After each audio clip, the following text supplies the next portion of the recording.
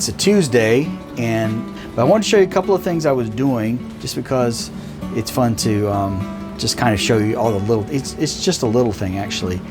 This here is right when you first come in. It's right to your left, and I added all these hooks on here so I could put things like a keychain or maybe a fly swatter or a broom and all kinds of things I would hang here because there's never enough room in a camper. But I had a piece of tape here holding something else. I won't go into that, but anyway, so when I pulled the tape off, it took the finish off. I'm using my handy dandy DeWalt impact driver. I always forget the name of this because it looks like a screwdriver. But the difference in this and electric drill is this is way more powerful. Like when you put something down there, it's gonna go in. Once I started using this impact driver, I didn't want to use anything else. And like, I don't even use my electric screwdriver anymore. There's no playing around with this thing. I may not even put all these back, actually.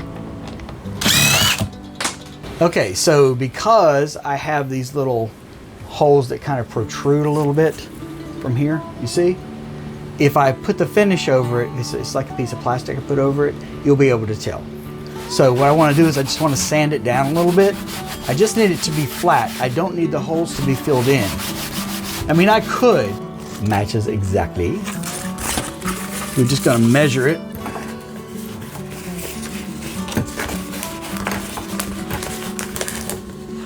As I smell it, it smells like paint a little bit. I guess that's the adhesive. So I just take this, and it's not perfect, but I guarantee you no one is going to notice.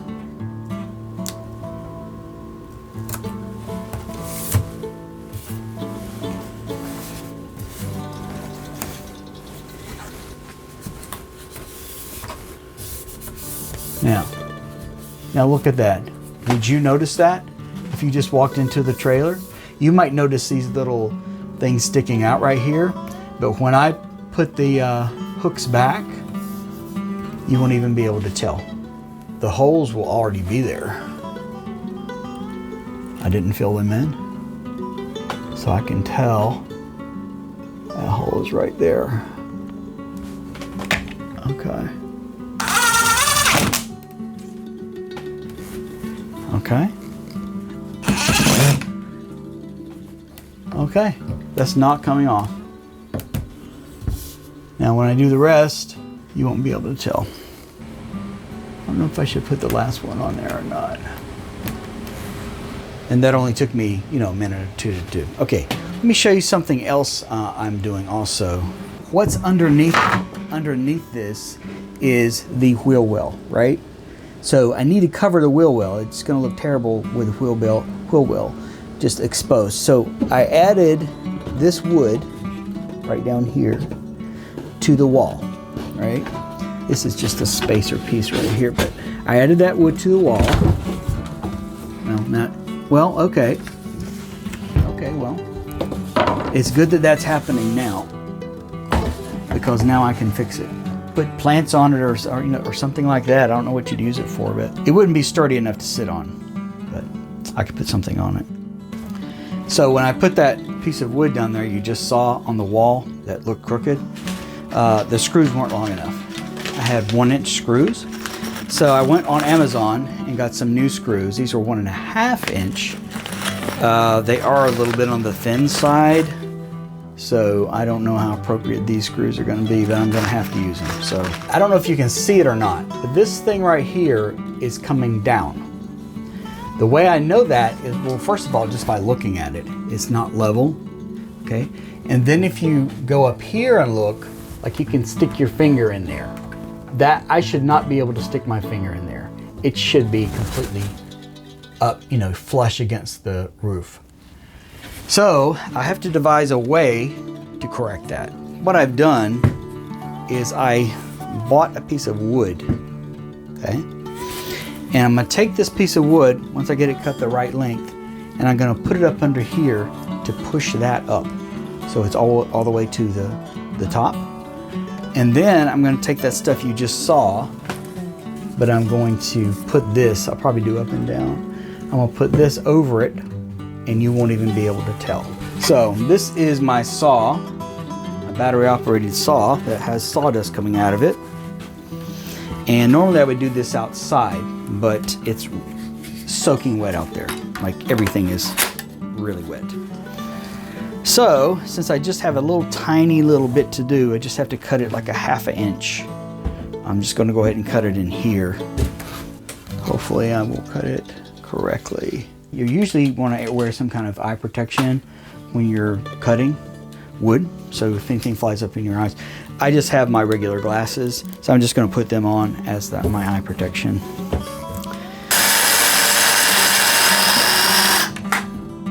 Okay, so this is the moment of truth. I have not tested it. I just cut it and walked over here. Let's see if that's too, if I didn't cut it off enough. It needs to be completely straight. Okay, so I cut the wood one more time. I spared you from having to watch me. And I went ahead and put it up under here. And what you do, to be sure you have it straight, put the level up and see the bubble should be right there in the middle. So it's very close to the middle. It's close enough. I'm gonna have to take it out anyway because we still have to put the flooring down, but I wanted to get this cut right. So if we look at the very top, it's cleared up. There's no more space at the very top anymore. So after I put all this on right here, this will look perfect. It'll look like it came with the trailer. I have a couple of brackets that I can put down on the floor to keep this from moving. I'll probably do that. I've got such small space here that I'm actually, it's easy to misplace things. I can smell that glue. I swear it smells like, have you ever had that paint? It's like in the can you buy in the store, already in the can. You know how that smells? That's exactly what this smells like. Let me just pull this down. Let me see, this is right in the middle. Well, it doesn't need to be exactly perfectly straight because this wood grain, if you look at it, wasn't printed straight, you know. Now I just need to fold it over tight. Okay. Does that not look like it came with the trailer? I know this has already been painted white, but I do have those 4 remaining screw holes and I need to patch them. So I just use something like this. It's called spackling, and you just open it up and it's kind of a, looks like a kind of a clayish type of look. And you just put it on there and you want to fill up the hole basically, and then you let it dry. You know, with a trailer with this kind of wood, I guess you could say, I don't even know if you call it wood, but with this kind of material that it's made of, it's hard to get anything to look great. Alright, so this will just need to dry, and then once it dries I can sand it off, and then I can put more paint on it. I already have plans to do touch-up painting. What I'm going to do is first of all I'm going to turn the heat off, so I don't forget when I go inside. There's probably not a whole lot more I can do right now. It used to be that I had a table with all my tools and stuff outside, right? And it rained. So I had to bring the table in here. So it's so crowded in here I can barely move. Whenever I become rich, I'm gonna have a shop big enough to pull the entire trailer into if I want it, and close the door. It'll be heated and air conditioned, and then I can just take my time doing refurbishments. Thanks for joining me for that little bit of fun there. There are a lot more things to do, so I'll probably drag you along.